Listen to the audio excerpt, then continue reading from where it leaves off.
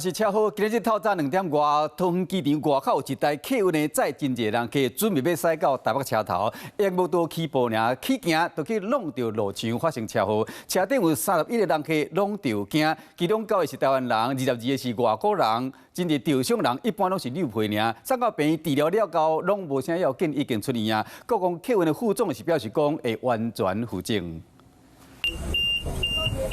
客运的挡风玻璃轰弄一个脆壳壳，车门的玻璃也拢轰弄破，喷个贵死个。先生，你有要去医院吗？我跟我老婆要去。事故发生了后，乘客拢惊一下，赶大包小包行李等要送病院，想袂到这客运会当到弄别事故。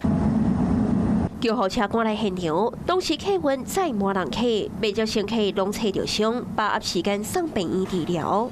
代志发生伫今日早起2点多，桃园机场第一航客客运的停靠站要驶对台北车头。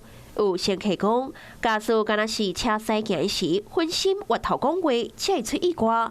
严格国讲客运澄清，驾驶当时是放松鲁道的时间，敢若是等我的角度抓无好势，加上挡啊失灵，才会去弄着壁。 乘客想起到代志发生的当时，车辆一直倒退路，一直等到其他人将锁匙背起来，车才停了个。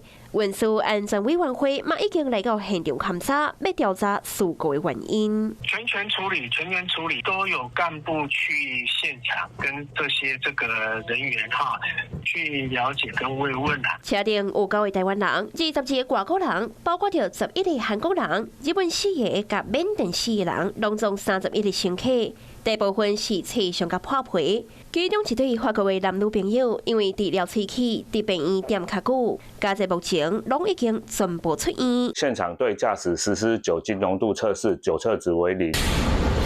等来到事发的现场，客运的停靠站已经恢复正常的运作。到底是人为的原因，也是车辆的问题，拢爱等相关单位进一步调查。 Hello， 我是林明瑞。想要抢先掌握最及时的新闻资讯吗？赶快订阅、按赞、开启小铃铛，锁定我们华视新闻的 YouTube 频道。